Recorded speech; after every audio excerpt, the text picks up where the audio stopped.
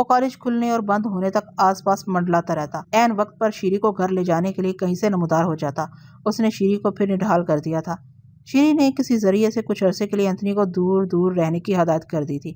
Anthony کچھ دنوں تک تو برداشت کرتا رہا، پھر اس نے جرأت کی اور ایک شام تھامس کے گھر پہنچ گیا اور اس نے کسی رد و قت کے بغیر شیری سے شادی کا دعویٰ کر دیا۔ تھامس نے تمام تر بردباری اور تحمل سے سنا اور کسی قسم کے رد عمل کا اظہار نہیں کیا۔ اینتھنی نے اسے جتلایا کہ شیری کی مرضی بھی یہی ہے۔ ان دونوں نے ہمیشہ ساتھ رہنے کا عہد کیا ہے اور وہ شیری کے حصول کے لیے کچھ بھی کر گزر سکتا ہے۔ مناسب ہوگا تھامس ان دونوں کی خوشی کی خاطر ہاں کر دے۔ اینتھنی کا تیور سرکشانہ تھا۔ تھامس کو یقیناً ناگوار ہوا ہوگا۔ جواب میں اس نے متانت سے کہا کہ اسے سوچنے کا وقت دیا جائے۔ اینتھنی کے پاس کیا چارہ تھا؟ وہ چھرے اور تمنچے سے تو تھامس سے اقرار نہیں کرا سکتا تھا۔ دوبارہ آنے کا کہہ کے ناشاد و نامراد واپس چلا آیا۔ شیری بہت خوفزدہ تھی کہ اس کے باپ نے ایک بار پھر مہلت طلب کی، خدا خیر کرے۔ اس نے اپنی رازدان سیورن کے توسط سے اینتھنی کو اپنا خیال رکھنے کی تاکید اور سر دست خاموش رہنے کی عاجزی کی۔ اینتھنی نے اس کے بعد صبر آزما وقت گزارا۔ تھامس عرصے سے سرکاری ملازمت میں تھا اور اپنے گورے آفیسر کا کولکتہ تبادلہ ہو جانے کے بعد اس نے طویل رخصت لے لی تھی۔ پولیس اور دیگر سرکاری محکموں میں اس کا اچھا اثر و رسوخ تھا۔ سبھی واقف تھے کہ پٹنے میں ایک مدت سے تعینات گورے آفیسر کا وہ کس قدر پسندیدہ ماتحت تھا۔ تھامس نے اینتھنی کو کالج سے نکلوانے کی کوشش جاری رکھی اور ناکام ہوتا رہا۔ البتہ پرنسپل کو مجبور کر کے شیری و اینتھنی پر طرح طرح کی سختیاں پابندیاں عائد کروانے میں کامیاب ہو گیا۔ پرنسپل نے دونوں کو خبردار کر دیا تھا کہ آئندہ شیری کے باپ تھامس کو کوئی شکایت ہوئی تو دونوں کو کالج سے فارغ کر دیا جائے گا۔ دونوں دور دور سے بس ایک دوسرے کی صورت دیکھتے اور دیکھتے رہ جاتے۔ بات کرنا تو دور کی بات ہے، وہ قریب ہی نہیں آتے تھے۔ ان کے گہرے ربط و ضبط پر تل ملا جانے والے کالج کے بعض شعرا پشت طالب علم ساتھیوں کو انہیں ستانے اور زج کرنے کا ایک موقع ہاتھا کیا تھا۔ دونوں کی تعلیم متاثر ہونے لگی۔ کالج میں ان سے ہمدردی رکھنے والے دوست بھی تھے۔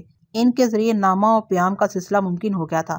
وہ ایک دوسرے کو آزمائش کا یہ وقت گزر جانے کا آسرا دلاتے اور اپنے عزم اپنے عہد کا اعادہ کرتے رہتے تھے۔ ان کی ناقص درسی کارکردگی پر ایک دن پرنسپل نے دونوں کو الگ الگ طلب کر کے سخت سست کہا، لیکن دونوں کا کہیں دل نہیں لگتا تھا، کلاس میں، کتابوں میں، گھر میں، کہیں بھی۔ دونوں کو گد و پیش کا کچھ ہوش ہی نہیں رہا تھا۔ دور ہو جانے کے بعد وہ ایک دوسرے کے اور قریب ہو گئے تھے۔ چھٹیاں ہوئی تو اور قیامت آ گئی۔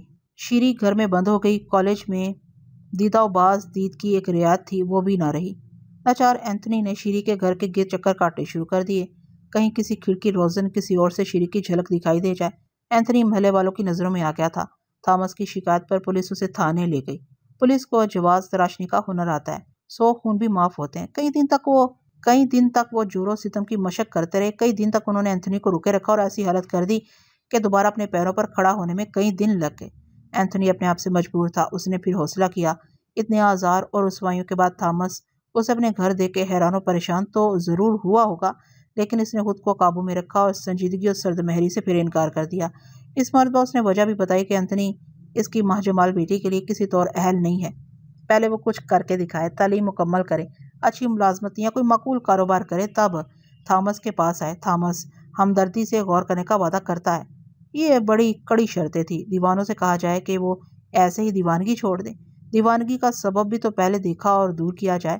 مایوسی میں اینتھنی ہوش و حواس سے اور بیگانہ ہونے لگا۔ بیٹے کی دیگرگوں حالت دیکھ کے اس کے باپ نے تھامس کی خدمت میں خود حاضری دی اور تھامس کو راضی کرنے کے لیے پٹنہ کے کئی بااثر لوگوں کو بھی بیچ میں ڈالا۔ وہ لوگ تھامس کے پاس گئے اور اینتھنی کی شرافت، سچائی، دیانت، جمع سالی اور شیری سے اس کی ولہانہ شیفتگی اور شدائد کے واسطے دیے۔ تھامس ٹس سے مس نہ ہوا۔ کالج کے کھلنے پر اینتھنی اور شیری نے کالج جانا شروع کر دیا تھا۔ تھامس کا وہی معمول تھا، صبح بیٹی کو کالج پہنچانے جاتا اور کالج بند ہو جانے پر ساتھ لے جاتا۔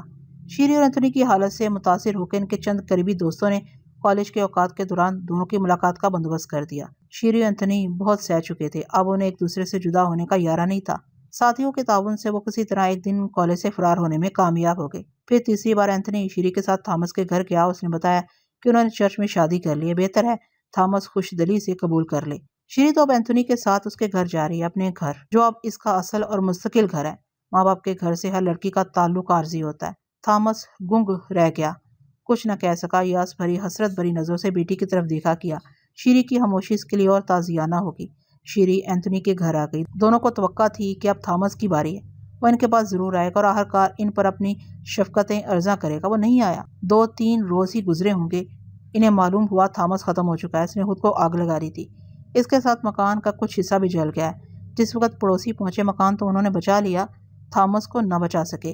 شیری کو اپنے باپ سے ایسی صفاقی کی امید نہیں تھی، وہ تو ڈھیر ہو گئی۔ وصیت کے مطابق آبائی مکان، زرعی زمین، نقدی کی شکل میں عمر بھر کی جمع پونجی، شیری کی ماں کے زیورات، سارا کچھ چرچ کے نام، چرچ کی نظر کر دیا گیا تھا۔ پادری کو علم تھا کہ شیری تھامس کی اکلوتی اولاد، وہی اس کی جائیداد کی اصل وارث ہے، اور شیری کے سسرال کی مالی حالت اتنی اچھی نہیں ہے۔ شیری کچھ بھی ساتھ لے کے سسرال نہیں گئی تھی، اسے اختیار تھا وہ تھامس کا عطیہ قبول کر لے یا مسترد کر دے۔ اس نے آدھی ملکیت شیری کو واپس کرنا چاہی۔ شیری نے پادری کی پیشکش منظور نہیں کی۔ پادری نے اپنے نائبین سے صلاح و مشورہ کر کے تمام تر جائیداد شیری کے حوالے کرنے کا فیصلہ کیا۔ شیری نے اسے بھی مسترد کر دیا اور اینتھنی کے ساتھ عشرت کی زندگی کو ترجیح دی۔ اب اینتھنی کے جانے کے بعد گھر میں صرف ایک مرد رہا ہے، اینتھنی کا چھوٹا بھائی، اور وہ ابھی بہت چھوٹا ہے۔ مجھے کیا کہنا چاہیے تھا، کچھ نہیں معلوم تھا۔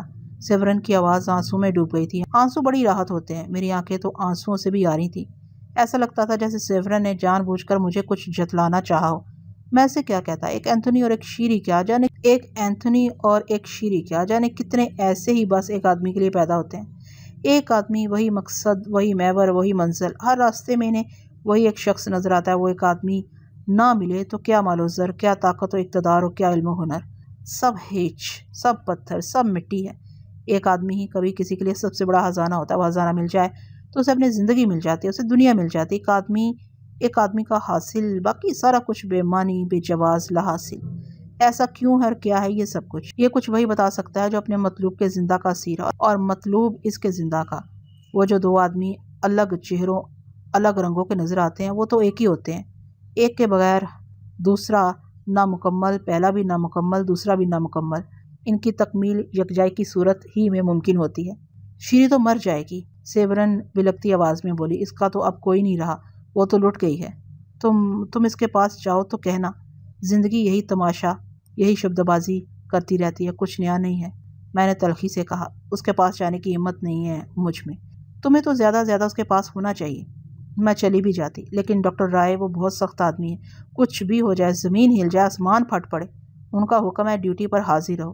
سیورن اتوانی سے بولی، اور ان سے اجازت لے بھی لیتی تو وہاں جا کے کیا کرتی؟ شیری سے کیا کہتی، اسے کیا دلاسا دیتی کہ اینتھنی واپس آ جائے گا؟ کوئی واپس نہیں آتا، مگر جو لوگ موجود ہیں، جو اپنے ہیں، وہی دکھ بٹاتے ہیں۔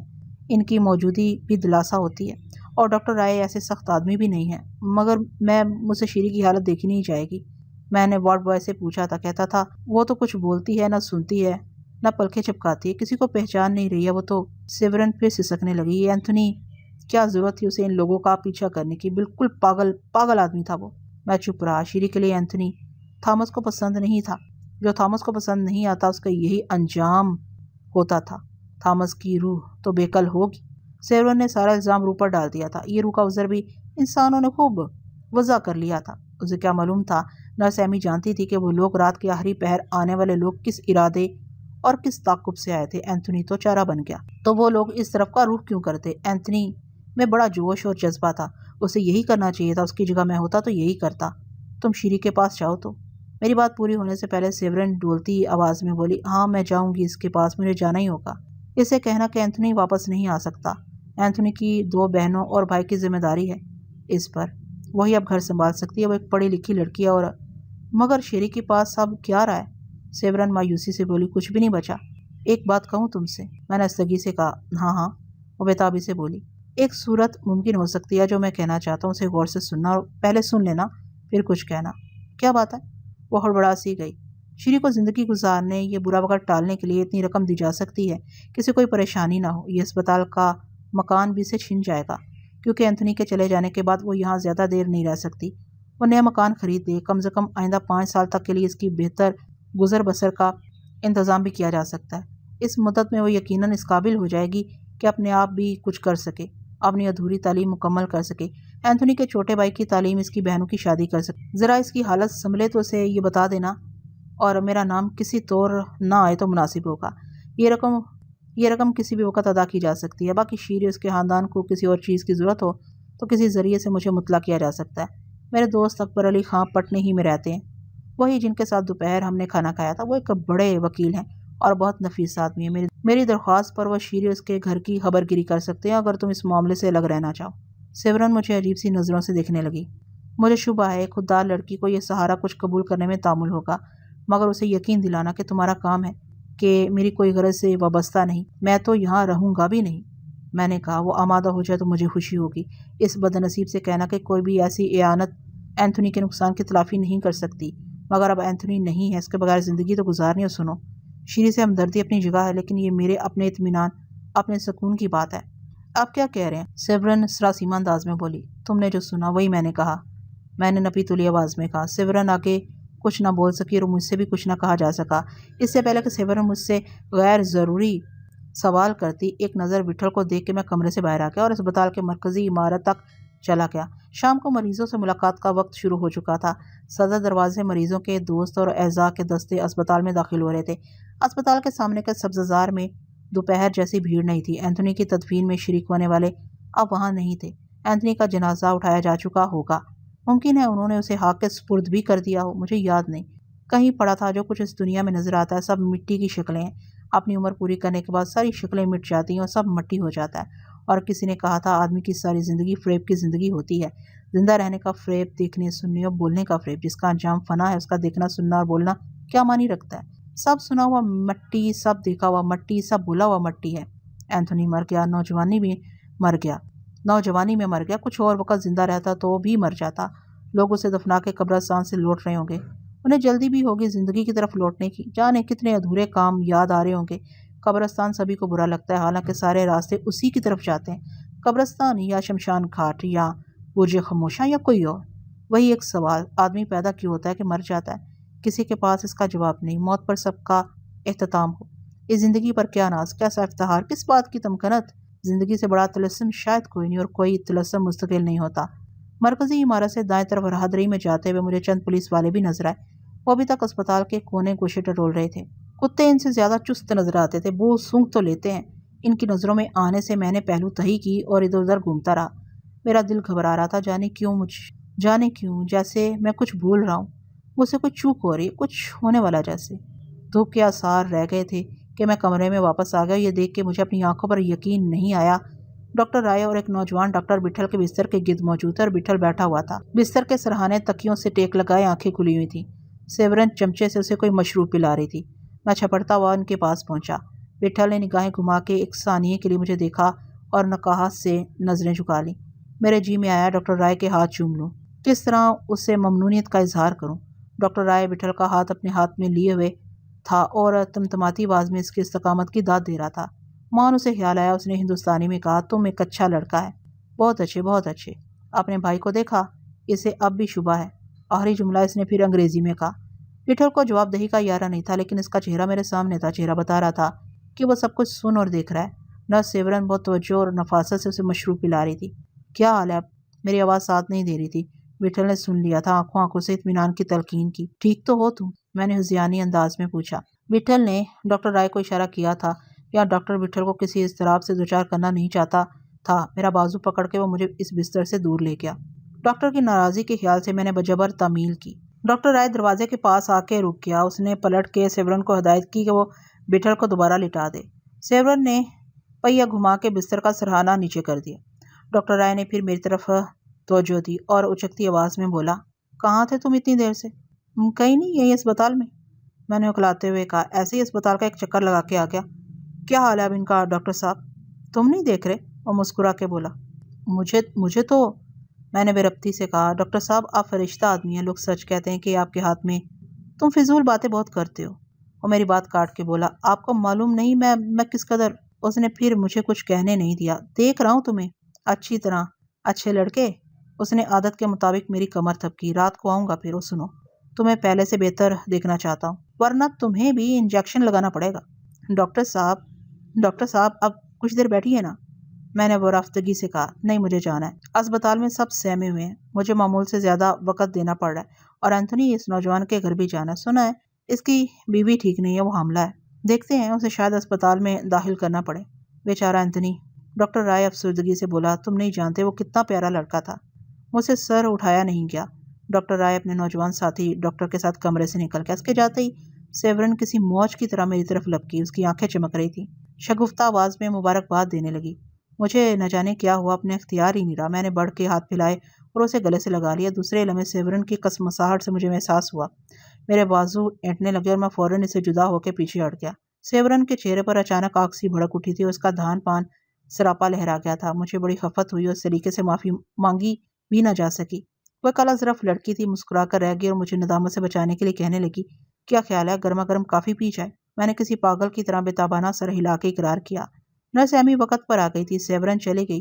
ایمی کی آمد کے خاصی دیر بعد وٹھل کے دن بھر کے احوال، ڈاکٹروں کی آمد اور ہدایت دوائیوں کی تبدیلی سے آگاہ کرنے کے بعد چلتے وقت اس نے مجھ شرمسار کو خدا حافظ کہا اور اپنا خیال رکھنے کی رسمی نصیحت بھی کی۔ میں حال ہی بیٹھا تھا، اسے صدر دروازے تک پہنچانے کا خیال آیا تھا، لیکن میرے قدم کسی نے روک لیے۔ 8 بجے رات پوری طرح کھل چکی تھی۔ ایمی جھٹ پٹ اپنے کاموں سے نپٹ کے میرے پاس آ کے بیٹھ گئی اور نکیلی آواز میں بولی، کیا حال ہے؟ کیا حال ہے اب؟ میرا حال کیا؟ میں بالکل ٹھیک ہوں، مجھے کیا ہوا ہے؟ میں نے بٹھل کی طرف ہاتھ اٹھا کے کہا، حال تو انصاف کا دیکھو، ان سے پوچھو، تمہارا حال اس سے بندھا ہوا ہے۔ وہ چہک کے بولی، تم دونوں ہمزاد ہو نا، تو پھر پوچھتی کیوں ہو؟ میں نے مصنوعی ترشی سے کہا، میں نے سارا کچھ دیکھ لیا اور سیورن نے مجھے بتایا ہے، سب ٹھیک چل رہا ہے۔ ایمی محتاط انداز میں باتیں کرتی تھی، کہنے لگی، اب اور بہتری کی امید کی جا سکتی ہے۔ شکر ہے تم بھی پر امید ہو، میں نے مسکرا کے کہا۔ تم نے ایسا کیوں کہا؟ اس کی تیوری پر بل آ گئے۔ تم سے میں نے کہا تھا میں ہمیشہ پر امید رہتی ہوں، مگر اظہار میں ہنسی کنجوس ہو، میں نے ازراہ لطف کہا۔ اوہ تم شرارتی بچے، اب تم کیسی بدلی بدلی باتیں کر رہے ہو؟ وہ میرے شانے پر آہستہ سے مکہ مارتے ہوئے بولی اور اچانک سنجیدہ ہو گئی، کہنے لگی، معلوم ہے دن بھر میں پریشان رہی ہوں، رات کا واقعہ کیسا ہولناک تھا، دن بھر تمہارا خیال رہا، پھر تم کسی مصیبت میں نہ گر جاؤ۔ آتے ہی میں نے سیورن سے خیریت دریافت کی، اس نے ایسا ویسا کچھ نہیں کہا تو سکون آیا۔ تم بتاؤ پھر کوئی ادھر تو نہیں آیا؟ ابھی تک تو نہیں، اسپتال میں پولیس بیٹھی ہوئی ہے اور ہاک چھان رہی ہے، میں نے تندی سے کہا۔ تمہارے پاس تو نہیں آئے وہ؟ ایمی نے پوچھا۔ نہیں آئے تو آ جائیں گے، اس طرف ان خاص کمروں کی طرف رخ کرتے ہوئے ان کے قدم اکڑتے ہوں گے۔ تم نے سیورن کو تو کچھ نہیں بتایا؟ اسے کیوں پریشان کرتا، وہ تو تمہاری وحشت دور کرنے کے لیے تمہیں سارا ماجرا بتانا پڑا۔ تم نے اچھا کیا، ورنہ کیسے کیسے وسوسوں وہم و گمان میں گری رہتی۔ ایمی کو جھجری آ گئی، دن بھر سوچتی رہی، اگر مجھ سے غلطی ہو جاتی دروازہ کھول دیتی میں۔ نہیں کھولتی تم، اتنے یقین سے تم یہ کیسے کہہ سکتے ہو؟ چونکہ میں جاگ رہا تھا، اور اگر دروازہ کھلا ہوتا وہ ایسے اندر نہیں آ جاتے، پہلے پوچھتے ضرور۔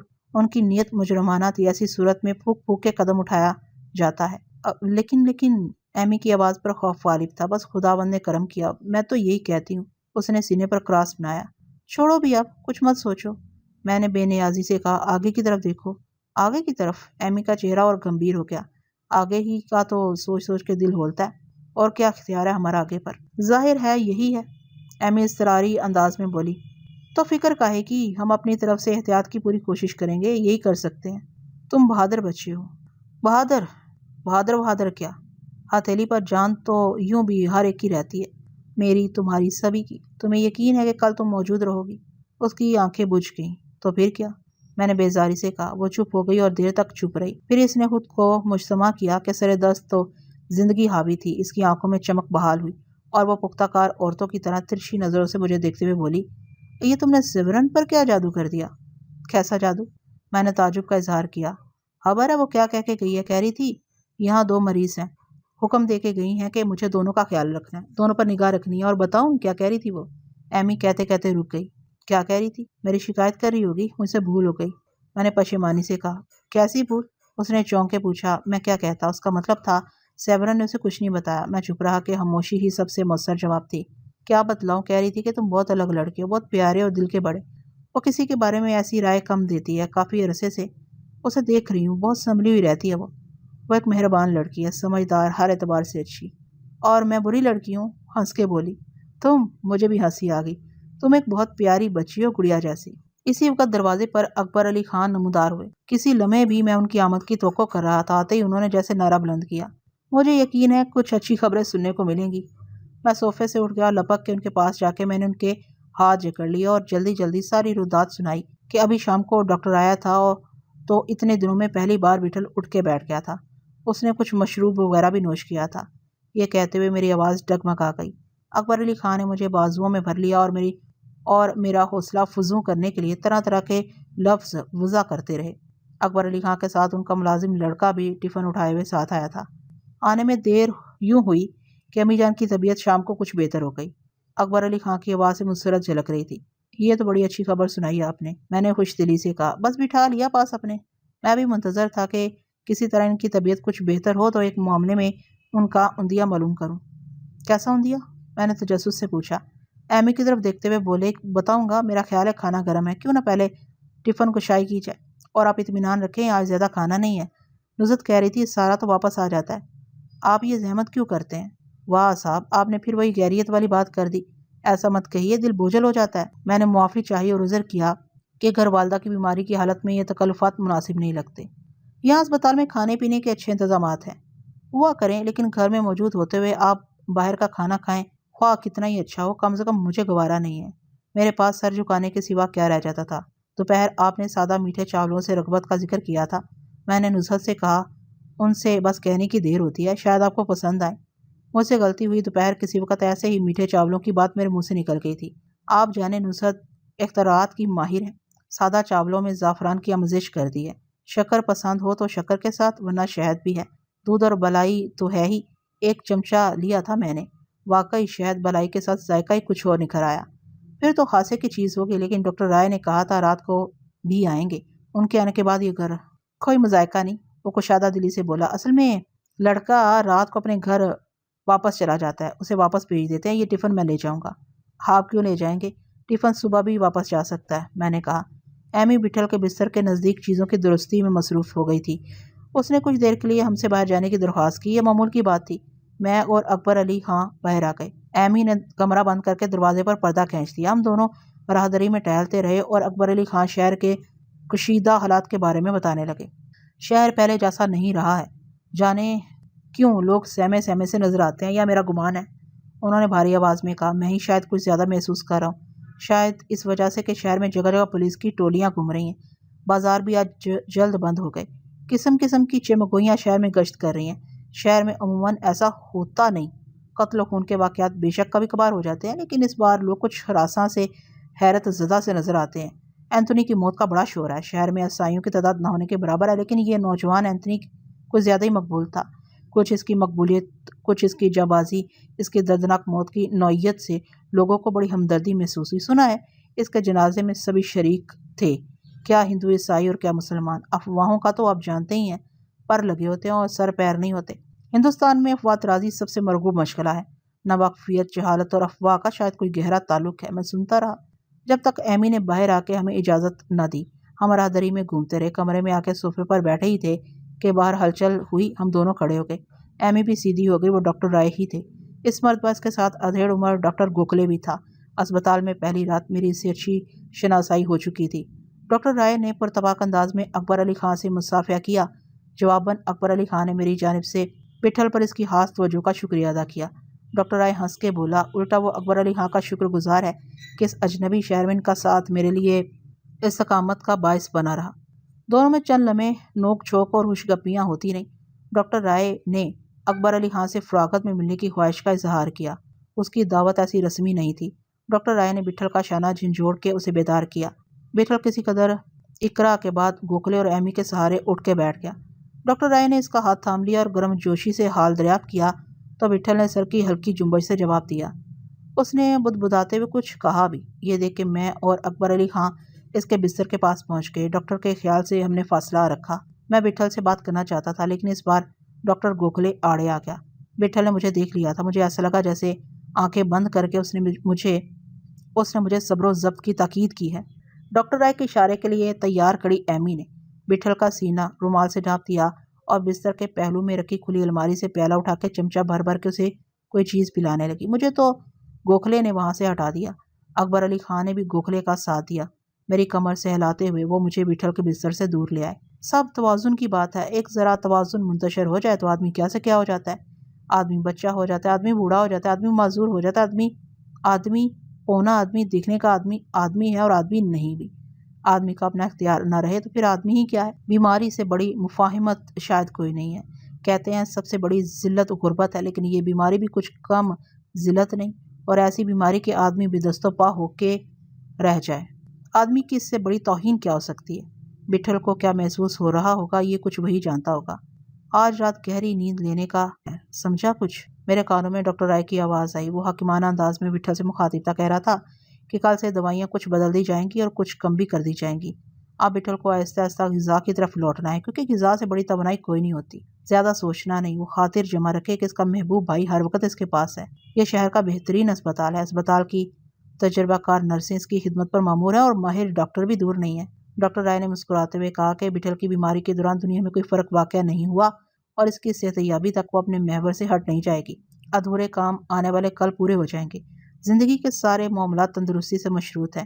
ڈاکٹر رائے نے وہی کچھ کہا جو کل رات میں اور اکبر علی خان باتیں کر رہے تھے کہ زندگی سے موت کا فاصلہ بہت قریب ہوتا ہے، موت ہر لمحے وار کرتی رہتی ہے، اور یہ کیا کم ہے کہ بٹھل زندگی کی طرف بڑھ رہا ہے۔ بٹھل نے منہ پھیر لیا تو ایمی نے بھی ہاتھ روک لیا۔ اس دوران ڈاکٹر رائے مسلسل بٹھل سے مخاطب رہا اور ایسے کلمات تراشتا رہا جو بظاہر دواؤں سے زیادہ جان فزا تھے۔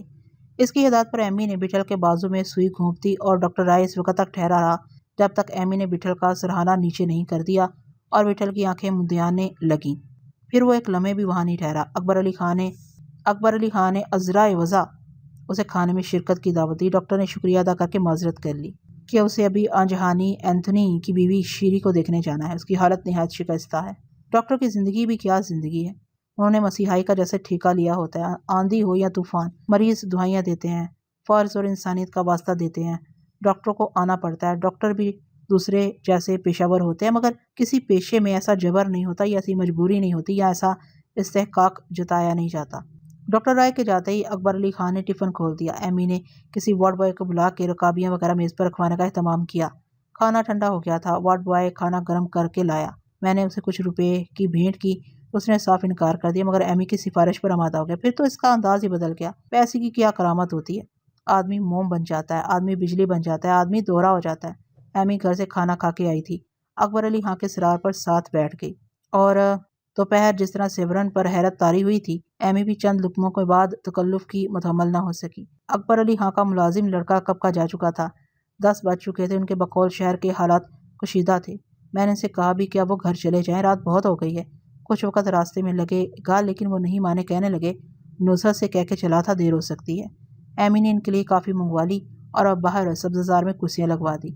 سبزہ زار میں خوشگوار ہنکی تھی، ہر طرف سکوت چھایا ہوا تھا، رات کی رانی کی مہک سبزہ زار میں گھلی ہوئی تھی۔ اکبر علی خان گہری گہری سانسیں لے کے تازہ خوشبودار ہوا سینے میں بھرنے لگے۔ ایمی نے کافی بنا کے وہ کمرے میں چلی گئی تو اکبر علی خان کسمساتے ہوئے بولے، اب آپ نے کیا سوچا ہے، آگے سفر کریں گے یا؟ وہ رک گئے اور میری شکل دیکھنے لگے۔ ابھی کچھ طے نہیں کیا، لیکن میرا خیال ہے گھر واپس چلے جانا ہی بہتر ہوگا، آگے سفر کی بات بعد میں دیکھی جائے گی۔ ہاں، مناسب تو یہی معلوم ہوتا ہے، انہوں نے تائید کی، لیکن میری بات مانے تو کچھ عرض کروں۔ ضرور، میں نے کہا، بھائی صاحب کی طبیعت بحال ہو جائے تو سفر کرنے کی بجائے کیوں نہ کچھ دنوں کے لیے غریب خانے پر قیام کریں۔ یہ میری خواہش بھی ہے اور میں سمجھتا ہوں کوئی حرج بھی نہیں ہے۔ آپ کو گھر جیسا آرام ملے گا، ظاہر ہے احتیاطاً کچھ عرصے اسپتال سے قریب ہی رہنا چاہیے، گھر میں آپ کو کوئی تکلیف نہ ہوگی۔ آپ کی محبت اور مہربانی۔ میں نے جھجک کے کہا، دیکھتے ہیں بھائی صاحب کی مرضی کیا ہے۔ ہاں، بے شک، آج رات یا کل صبح کولکتہ سے ضرور کوئی آ جائے گا۔ تار سے وہ کھٹک تو گئے ہوں گے، لیکن شاید بٹھل بھائی یا میری طبیعت کے بارے میں ان کے ذہن میں کچھ نہ آئے۔ یہ کون لوگ ہیں، آپ کے عزیز یا دوست؟ کیا کہوں، اس سوال کا جواب مشکل ہے، میں نے کسمسا کے کہا۔ وہ عزیزوں اور دوستوں سے کہیں بڑھ کے ہیں۔ کیا مطلب، کیا بتاؤں آپ کو؟ کچھ تو، اگر مناسب ہو پھر کبھی، میں نے بیچارگی سے کہا۔ ان کی آنکھوں میں حیرت ہوئیدہ ہوئی اور انہوں نے حجت نہیں کی، کہنے لگے، بہرحال آپ کیا کہنا چاہتے تھے؟ میں نے ان کا دھیان بٹانے کے لیے کہا، آتے وقت آپ نے کہا تھا آپ بعد میں کچھ بتائیں گے، خیر تو ہے؟ ہاں، ان کا لہجہ بدل گیا، اداسی سے بولے، آپ سے ایک ذاتی کچھ گھریلو قسم کے معاملے میں بات کرنا تھی، کچھ عجیب سی کشمکش ہے۔ کیا بات ہے، مجھے بتائیے۔ 2-1 دن ملاقات میں جانے کا کرشمہ ہوا، سچ تو یہ ہے مجھے آپ سے کوئی غیریت محسوس نہیں ہوتی۔ اتفاق سے کل ایک مسئلہ پیدا ہو گیا، بات تو دنوں سے چل رہی تھی، لیکن کل ان کا تقاضا آ گیا۔ وہ چپ ہو گئے جیسے کھوسے گئے ہوں۔ کیسا تقاضا؟ کیا تقاضا؟ میں نے بےتابی سے پوچھا۔ ان کا چہرہ بھاری ہو گیا، آواز بھی۔ انہوں نے بتایا کہ بھوپال کے ایک صاحب حیثیت اور باثر نواب خاصے عرصے سے پٹنے میں مقیم تھے۔ کسی تقریب میں نواب کے خاندان والوں نے ان کی بڑی بیٹی ستوت کو دیکھ لیا تھا۔ نواب نے اپنے بیٹے کا رشتہ مانگ لیا۔ ادھر حیدرآباد میں مقیم ان کے بڑے بھائی بھی اپنی بھتیجی کو بہو بنانے کی خواہش کا اظہار کر چکے ہیں۔ بڑے بھائی کے بیٹے کو انہوں نے ایک زمانے سے نہیں دیکھا ہے، برس گزرے وہ حیدرآباد گئے تو بھتیجا تعلیمی سلسلے میں علی گڑھ تھا۔ کہنے لگے کہ انہیں بھتیجے کے مزاج اور عادات و اعتبار کے متعلق کوئی علم نہیں ہے۔ بڑے بھائی بھی اب غیروں کی طرح ہیں۔ وقت گزر جاتا ہے، ملاقات نہیں ہو پاتی، وہ ادھر آتے نہیں اور اکبر علی خان کا بھی جانا نہیں ہوتا۔ ان کی والدہ کچھ وقت کے لیے بڑے بیٹے کے پاس حیدرآباد گئی تھی، جی نہیں لگا تو جلدی واپس پٹنے آ گئی۔